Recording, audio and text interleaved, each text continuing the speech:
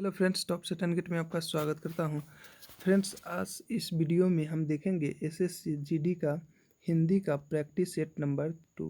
तो यहाँ पे ये जो सेट नंबर 2 होगा, आप जो सेट नंबर 1 आप देख लिए होंगे, जिसमें कि आपको मालूम चल गया होगा कि इसमें 25 प्रश्न रहेंगे। जैसा कि आपको एग्जाम में 25 प्रश्न रहेंगे हिंदी के, उसी तरह यहाँ भी 25 प्रश्न रहेंगे। और फ्रेंड्स, साइंस का भी यानी कि जीके जीएस का भी सेट चल रहा है, तो उसका भी मैं डिस्क्रिप्शन में लिंक डाल दूंगा, वहाँ से आप उसका भी वीडियो जाकर देख सकते हैं। और फ्रेंड्स, बात कर ले कि इसका पीडीएफ आपको कहाँ मिलेगा, तो पीडीएफ के लिए आपको टेलीग्राम का लिंक ज्वाइन करना होगा, जो कि इसी चैनल के नाम से, टॉप से 10 गेट के नाम से आपको रहेंगे। इसका भी मैं डिस्क्रिप्शन में लिंक डाल दूंगा, वहाँ से आप जाकर टेलीग्राम ज्वाइन कर लीजिएगा और उससे आप वहाँ से ये पीडीएफ जो है वो आप वहाँ से मिल जाएगा और आप प्रैक्टिस करते रहिएगा। तो चलिए फ्रेंड्स, बिना टाइम गंवाए अब हम बढ़ते हैं अपने प्रश्नों की तरफ। तो प्रश्न देख लेते हैं, और ये हिंदी का सेट नंबर 2 है, प्रैक्टिस सेट नंबर 2 है। तो चलिए क्वेश्चन को अब देख लेते हैं क्या क्वेश्चन कह रहा है। तो पहला क्वेश्चन इसमें देखिए, 76 नंबर क्वेश्चन है। दांत काटी रोटी कहावत का अर्थ क्या है? तो आप में से अधिकांश को ये प्रश्न मालूम होगा, बहुत इजी है और बहुत सारे एग्जाम में ये प्रश्न आ चुके हैं। तो आप में से अधिकांश को एग्जाम की तैयारी करें हैं तो आपको मालूम होगा। दांत कटी रोटी होना का मतलब होता है घनिष्ठ मित्रता। ऑप्शन नंबर बी जो है इसका आपका सही आंसर हो जाता है। नेक्स्ट प्रश्न देख लेते हैं। 77 कह रहा है, हिंदी वर्णमाला में मूल स्वर कितने होते हैं? तो हिंदी वर्णमाला में जो मूल स्वर होते हैं वो आपको 4 होते हैं। ऑप्शन नंबर सी यहाँ पे आपका सही हो जाता है। देखिए, अब अगला क्वेश्चन है, निम्न में से महाप्राण वर्ण कौन सा है? देखिए, महाप्राण वर्ण कौन है ये पूछा गया है। ख, घ, क, च, य, र और त, द। इसमें से कौन सा महाप्राण वर्ण है ये पूछा गया है। तो महाप्राण वर्ण जो है ख और घ है, यानी कि ऑप्शन नंबर ए यहाँ पे आपका सही हो जाता है। अब अगला प्रश्न देख लेते हैं।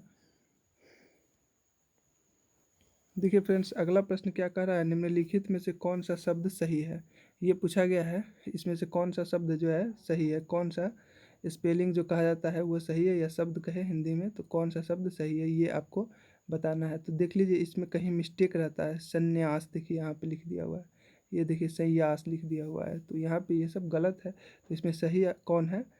तो देखिए, संन्यास होता है, संन्यास नहीं होता है, संन्यास नहीं होता है, संन्यास होता है, ये ही होता है सही। यानी कि ऑप्शन नंबर सी यहाँ पे आपका सही हो जाता है। नेक्स्ट प्रश्न देखते हैं। 80 कह रहा है, निम्नलिखित में से किस शब्द में द्विगुणी समास है? तो द्विगुणी समास कौन है ये बताइए। पंचानन जो है आपका द्विगुणी समास है। ऑप्शन नंबर सी आपका यहाँ पे सही हो जाता है। नेक्स्ट प्रश्न देखते हैं। निम्नलिखित में से कौन सा पद अव्ययी भाव समास है? कुमारी, प्रतिदिन, आचार कुशल और गृहागत। देखिए, इसमें से पूछा गया है कौन पद जो है अव्ययी भाव समास है। तो अव्ययी भाव समास इसमें कौन है? प्रतिदिन है। ऑप्शन नंबर बी यहाँ पे आपका सही हो जाता है। देखिए, नेक्स्ट प्रश्न 82 का कह रहा है, निम्नलिखित में से कौन सा शब्द शुद्ध बर्तनी वाला है? कौन सा शब्द सही लिखा हुआ है ये पूछा गया है। महत्व किस तरह से लिखा जाता है, इसमें से कौन सा सही है ये इसमें पूछा गया है। तो देखिए, ये महत्व जो होता है ऑप्शन नंबर बी सही है। महत्व इस तरह से लिखा जाता है, महत्व। तो ऑप्शन नंबर बी आपका यहाँ पे सही हो जाता है। अब नेक्स्ट प्रश्न की ओर बढ़ते हैं। देखिए, अगला प्रश्न में क्या कहा गया है। कहा गया है, नीचे दिए गए प्रत्येक प्रश्न में से एक मुहावरा तथा उनके सही अर्थ को प्रकट करता है। 4 वैकल्पिक उत्तर दिए गए हैं, कौन सही है ये बताना कर रहा है। यानी कि अनजल उठना मुहावरा का अर्थ क्या है ये आपको यहाँ पे बताना है। 4 ऑप्शन दिया गया है। तो अनजल उठना मुहावरे का अर्थ है एक स्थान पर रहने का संबंध टूट जाना। ऑप्शन नंबर ए यहाँ पे आपका सही हो जाता है। नेक्स्ट प्रश्न की तरफ पढ़ते हैं। नेक्स्ट प्रश्न में आपको देखिए क्या कह रहा है, वही है। यहाँ पर भी आपको मुहावरा का अर्थ बताने। अगिया बैताल, अगिया बैताल होना इसका क्या अर्थ होता है ये यहाँ पे पूछा गया है। तो अगिया बैताल होना का अर्थ होता है कठिन और असंभव कार्य करना। ऑप्शन नंबर ए यहाँ पे आपका सही हो जाता है।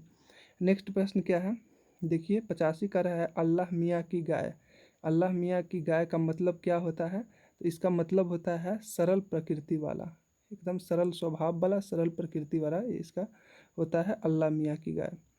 नेक्स्ट प्रश्न अब देख लेते हैं। नेक्स्ट प्रश्न क्या कह रहा है, देखिए 86 से 88 तक के प्रश्न निम्नलिखित प्रश्नों के अनेकार्थक शब्द का चयन करना है। अनेकार्थक शब्द के लिए जो होगा ये आपको चयन करना है 86 का। देखिए अनयोग का अनेकार्थक शब्द कौन होगा, ये यहाँ पे आपको पूछा गया था। इसका अनेकार्थक शब्द कौन होगा, तो ये होगा सारस। ऑप्शन नंबर डी यहाँ पे सही हो जाता है। अज का पूछा है, तो अज का क्या होगा, बकरा।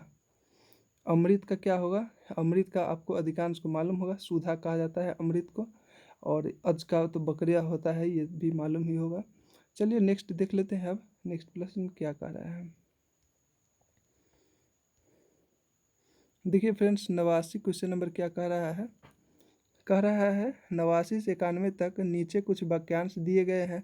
प्रत्येक वाक्यांश के लिए चार चार विकल्प दिए गए हैं। इन विकल्पों में उस शब्द का चयन करने के लिए कह रहा है जिसे वाक्यांश के स्थान पर रख देने पर उसका अर्थ पूर्ण प्रकट हो जाए। 89 है, जिसके समान कोई दूसरा ना हो, इसका मतलब क्या होता है। जिसके समान कोई दूसरा ना हो उसे क्या कहते हैं, ये पूछा गया है।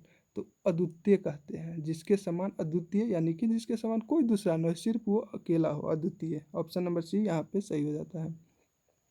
90 कह रहा है वह स्त्री जिसके पति ने दूसरी शादी कर ली हो। ये बहुत बार एग्जाम में आ चुका है। वह स्त्री जिसके पति ने दूसरी शादी कर ली हो उसे क्या कहते हैं, तो उसको क्या कहते हैं, अध्युढ़ा। ऑप्शन नंबर बी यहाँ पे आपको सही हो जाता है। याद रखिएगा ये सब बहुत बार एग्जाम में, ये भी बहुत बार एग्जाम में आ चुका है और ये भी आ चुका है। ये देखिए इसकी बात करें 89 नंबर की, तो एसएससी का पिछला जो एग्ज़ाम हुआ था एसएससी जीडी का, उसमें आया था। तो रिपीटेड क्वेश्चन होता ही है, बहुत सारे क्वेश्चन मैं बताता रहूँगा कि कौन रिपीटेड क्वेश्चन रहता है। चलिए नेक्स्ट प्रश्न देख लेते हैं। देखिए 91 है इसी का, वह कवि जो तत्काल कविता करे उसको क्या कहते हैं, तो उसको क्या कहते हैं, आंसू कवि कहते हैं। वो ऐसा कवि को जो तत्काल कविता करता है उसको कहते हैं आंसू कवि। ऑप्शन नंबर सी यहाँ पे सही हो जाता है। अब नेक्स्ट प्रश्न देख लेते हैं। नेक्स्ट प्रश्न में कह रहा है प्रश्न संख्या 92 से 94 तक नीचे दिए गए वाक्यों में से कुछ त्रुटि है और कुछ ठीक है। तो इसमें से यही है, कल हम समझाए थे आपको हिंदी के सेट नंबर 1 में कि इसको क्या करना होता है। इसमें एक शब्द जो होता है, शब्द कहते हैं, सेंटेंस जो होता है वो गलत रहता है। जैसे मानवता का, ये ऑप्शन नंबर ए हो गया। ऑप्शन नंबर बी हो गया सेवा करना, और हमारा कर्तव्य हो गया ऑप्शन नंबर सी, और कोई नहीं ये हो जाएगा ऑप्शन नंबर डी। इसमें कहाँ गलत दिया हुआ है ये पूछा जाता है। तो देखिए सेंटेंस को आप डायरेक्ट पहले पढ़िएगा। तो सेंटेंस पढ़िएगा तो क्या होगा, मानवता का सेवा करना हमारा कर्तव्य है, ये सेंटेंस हुआ। तो इसमें क्या गलत लग रहा है ये आपको फाइंड करना रहता है। तो मानवता का सेवा करना हमारा कर्तव्य है, और यहाँ है कोई त्रुटि नहीं है। देखिए मानवता का सेवा करना हमारा कर्तव्य, मानवता का सेवा यहाँ जो है ये गलत है। क्यों गलत है, तो मानवता का सेवा करना नहीं होता, मानव का सेवा करना होता है। तो यहाँ पे तो मालूम चल गया मानवता यहाँ पर नहीं होता, मानव होता। तो यहाँ पे ऑप्शन नंबर ए जो होता है आपका, ये आपका यहाँ सही हो जाएगा। तो आपको 92 का ये जो आंसर होगा वो आपका सही हो जाएगा। देखिए 93 देखिए उसी तरह क्या है 93 में, आशुतोष एक अच्छी खिलाड़ी है। इसमें क्या है त्रुटि ये बताना है आपको। तो आशुतोष एक अच्छी खिलाड़ी है, तो इसमें क्या है त्रुटि, देखिए इसमें जो त्रुटि है आपको वो है एक अच्छी। देखिए इसको ध्यान से इस सेंटेंस को पढ़िए, आशुतोष एक अच्छी खिलाड़ी है, आशुतोष एक अच्छी नहीं अच्छा खिलाड़ी है, ये होता है यहाँ पे। तो इसलिए ऑप्शन नंबर बी यहाँ पे सही हो जाएगा। 94 के देख ले बात करें तो प्यार विश्वास के नींव पर आधारित होता है। तो इसमें देखिए क्या त्रुटि है, तो इसमें है प्यार विश्वास के, इसमें ये जो है आपका त्रुटि हो जाता है। अब नेक्स्ट प्रश्न देख लेते हैं। नेक्स्ट प्रश्न देखिए क्या कह रहा है आपको, 95 से 97 क्वेश्चन तक है। A B C D E और एफ में 6 कथन दिए गए हैं। ए को पहला कथन मानते हुए बाकी 5 कथन बी सी डी ई और एफ को इस तरह व्यवस्थित कीजिए कि 6 कथनों का एक अर्थपूर्ण परिच्छेद बन जाए। फिर उसके बाद दिए गए प्रश्नों को उत्तर दीजिए, ये कहा गया है। और पहला कथन जो है या पहला मतलब शब्द जो कहते हैं, सेंटेंस जो है आपको ए को मानना है, यानी कि ये जो है आपका पहला सेंटेंस को है, इसको कथन को मान लेना है। उसके बाद ही कोई कथन होगा, तो अब पहले तो ए कथन जो होगा वो सही होगा। तो इसको आपको कैसे करना है वो मैं आपको बता देता हूँ। देखिए यहाँ पे अब पहले देखिए ये कथन तो पहला नंबर पर होगा, ये आप तो पहले देख लीजिए कि ये नंबर पहला नंबर पर होगा। तो इसको आप तो पहला लाइन है ये, इसको आप पढ़िएगा। जैसे एक आदमी की आंख पर काला चश्मा था और हाथ में छड़ी। अब दूसरा कथन क्या होगा, इस सभी में से दूसरा कथन कोई भी हो सकता है, बी होगा या सी होगा या डी होगा या ई होगा या एफ होगा। तो कौन होगा दूसरा कथन, ये पूछा गया है। और प्रश्न में भी यही पूछ दिया कि परिच्छेद में दूसरा वाक्य कौन सा होगा। तो दूसरा वाक्य में कोई भी हो सकता है, बी हो सकता है, सी हो सकता है, डी हो सकता है, ई हो सकता है, एफ हो सकता है, कोई भी हो सकता है। लेकिन सुटेबल कौन होगा, जो ए ऑप्शन के बाद बैठे, ये आपको यहाँ पे निकालना रहता है। तो यहाँ से आपको डायरेक्ट क्या करना है, इस चार ऑप्शन को फाइंड करके देख लेना है मिला के कि कौन सेंटेंस अच्छा लग रहा है। तो देखिए एक वो मैं करके दिखा देता हूँ। जैसे देखिए यहाँ पे पहला सेंटेंस तो दिया हुआ है कथन के अनुसार कि एक पहला सही है, पहला कथन, उसके बाद दूसरा इसे निकालना है। तो देखिए एक आदमी की आंख पर काला चश्मा था और हाथ में घड़ी। उसके बाद अगर बी ये रखते हैं, अगर बी वाला, तो क्या है, एक आदमी की आंख पर काला चश्मा था और हाथ में घड़ी, बत्ती हरी होने पर भीड़ के साथ साथ वे दोनों भी सड़क पार कर गए। ये सेंटेंस जो है मैच नहीं करता है, इसके बाद ये सेंटेंस नहीं हो सकता है क्योंकि ये सेंटेंस दूसरा लाइन का है। अब हम बी ऑप्शन नंबर के रखते हैं एफ। तो एक आदमी की आंख पर काला चश्मा था और हाथ में घड़ी, तभी एक छोटी सी लड़की ने उसकी छड़ी थाम ली। ये भी सेंटेंस कुछ मैच नहीं कर रहा है, तो इस सेंटेंस का भी सेंटेंस ये सही नहीं है। अब सी अगला सेंटेंस देख लेते हैं, सी क्या कह रहा है। सी अगर रखते हैं दूसरा पर, तो एक आदमी की आंख पर काला चश्मा था और हाथ में घड़ी, लेकिन काले चश्मे वाले की हिम्मत नहीं पड़ी थी। ये भी सेंटेंस सही नहीं है उसके बाद। तो देखिए दूसरा नंबर पे, तो अब यहाँ से डी ऑप्शन नंबर को रखिएगा तो ई है इसका। तो देखिए एक आदमी की आंख पर काला चश्मा था और हाथ में घड़ी था और वह सिग्नल पर काफ़ी देर से खड़ा था।